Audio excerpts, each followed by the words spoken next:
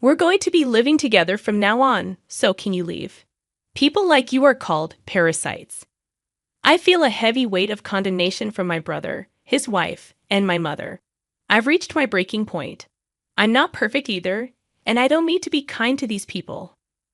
I plan to make them regret looking down on me. My name is Jessica, a 37-year-old office worker. 3 years ago, when my father died of cancer, he left a message asking me to look after my mother. This led me to decide to return to our family home. For the past 3 years, I've lived with my mother, relying only on my sense of responsibility to keep my promise to my father. But my mother never showed any gratitude. On the contrary, she kept making various demands as if it were natural. I'm going out to eat with the neighbors. Give me some money. Prepare money for tomorrow. I need to buy a birthday present for my friend. I want a new vacuum cleaner. Ours is old, so get the latest one.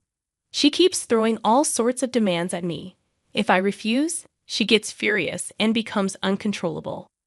So basically, I comply with her requests. Managing the money I give every time is cumbersome. So, I acknowledged her as an additional cardholder and set up a separate main account for the card debits. This way, I only need to transfer a lump sum to that account. As a single office worker at this age, I've worked for a long time and have a high salary. Furthermore, I've been investing in stocks since I was young, so I have considerable savings and assets. Of course, I wouldn't tell my mother about this. She's always been a spendthrift, so it's clear she'd waste it. But for now, even if she squanders money, it's not particularly problematic.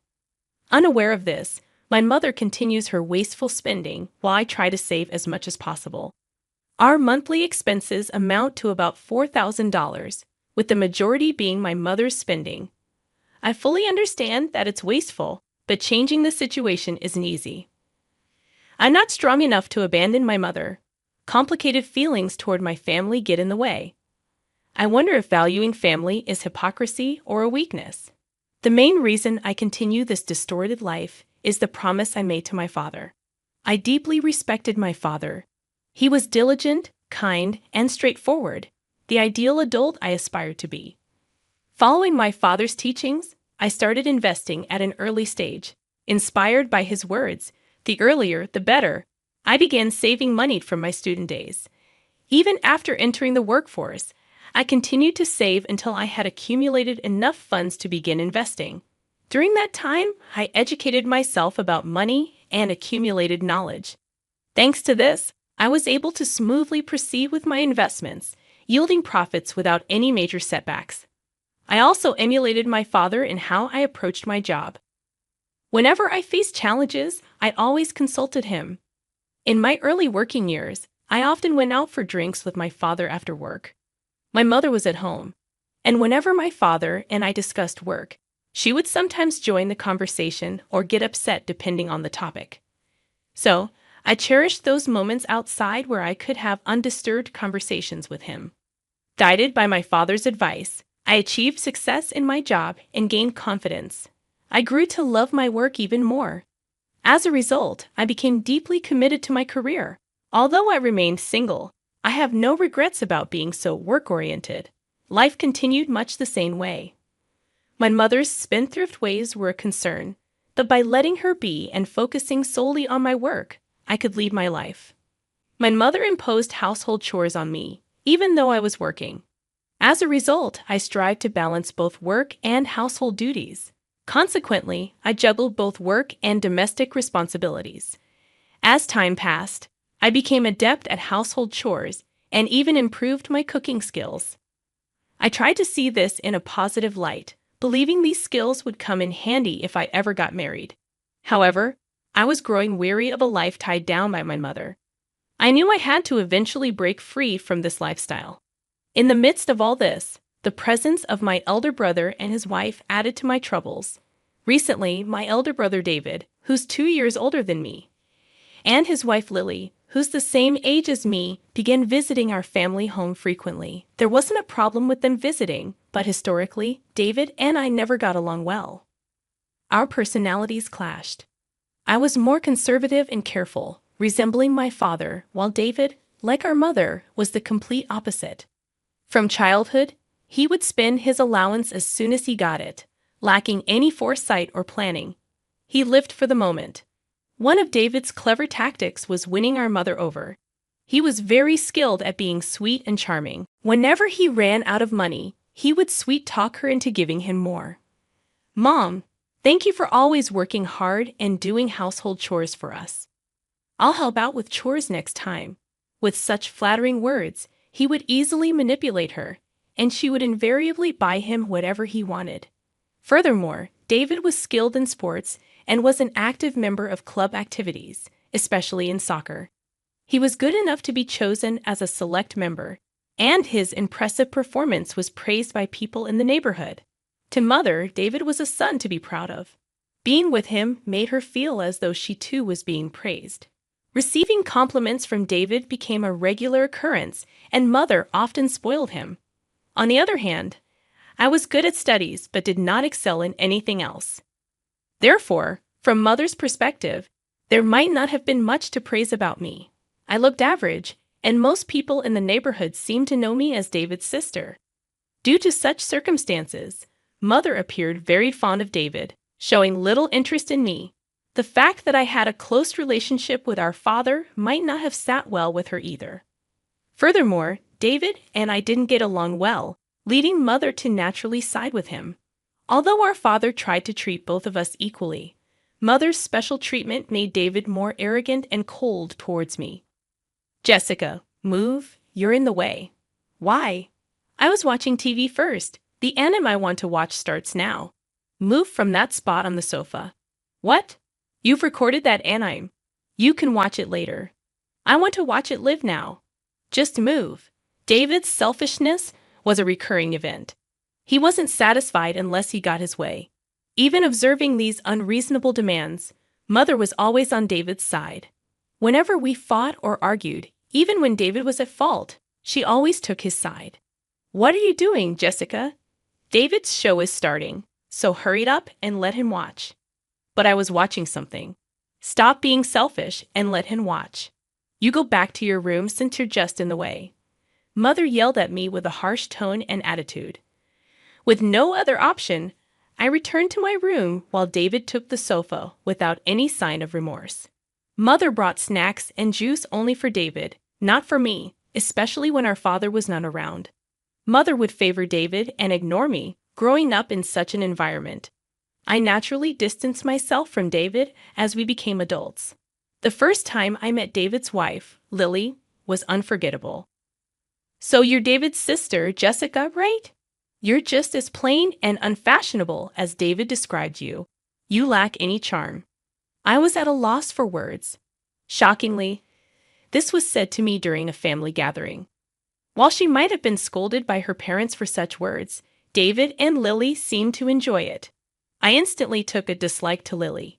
Even at family gatherings during New Year's and Independence Day celebrations, Lily insulted me many times.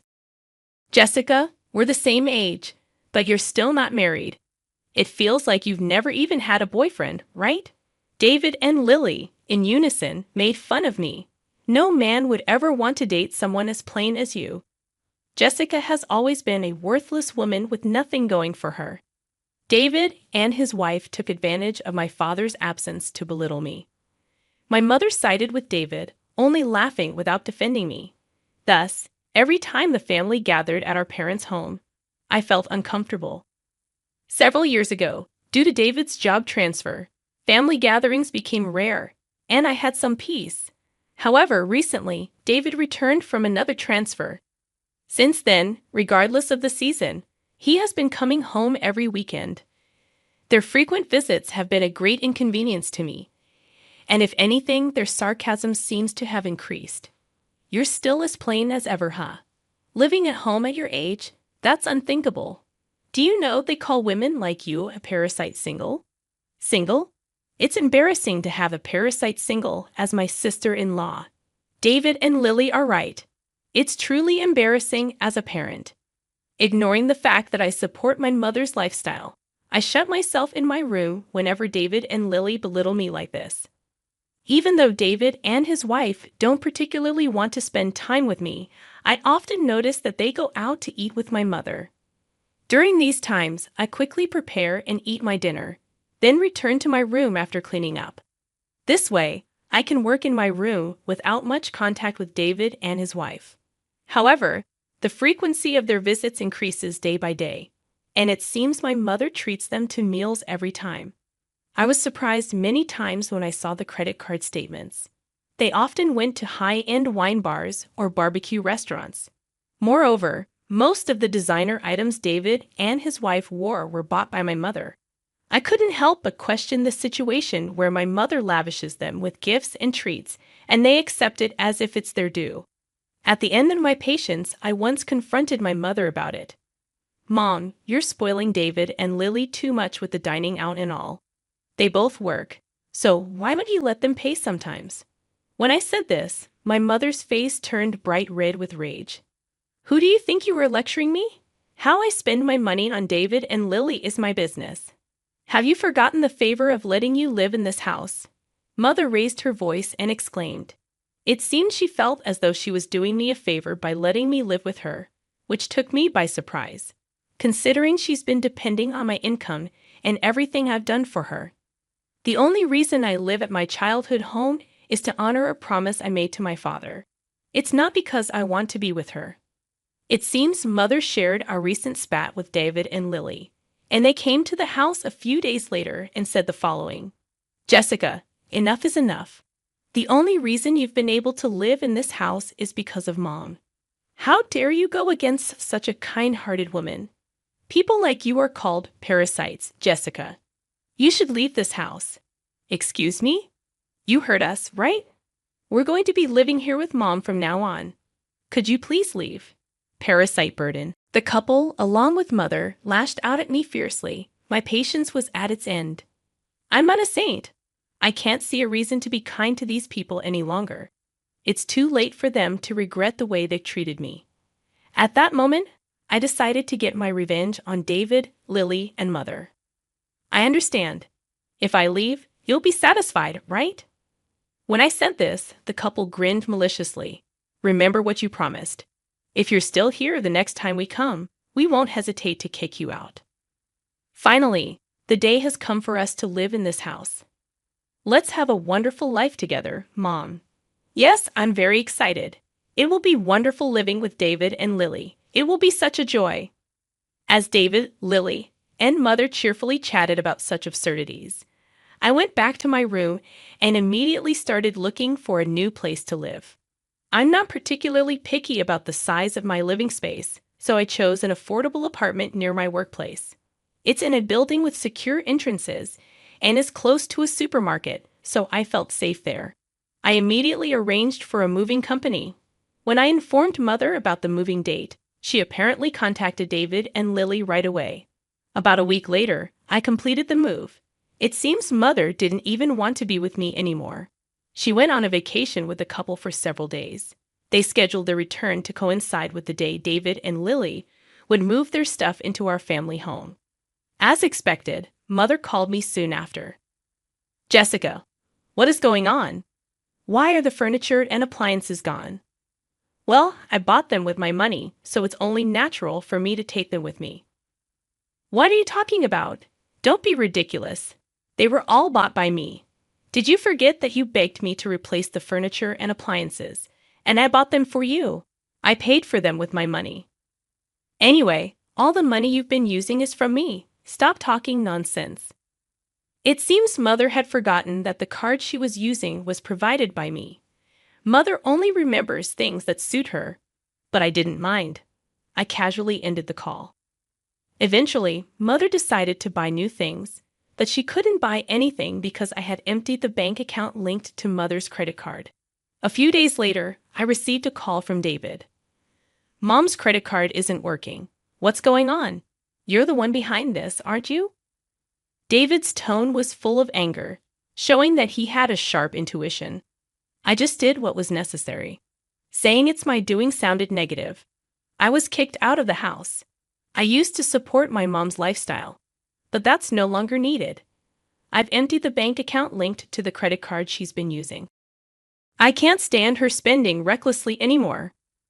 Wait, does that mean all the living expenses? So far, all the living expenses were covered by me. Didn't you know all the wines and grilled meat you and Lily enjoyed? The designer clothes and bags you wore proudly. Everything was bought with the money of the sister you've been looking down on. Is that so?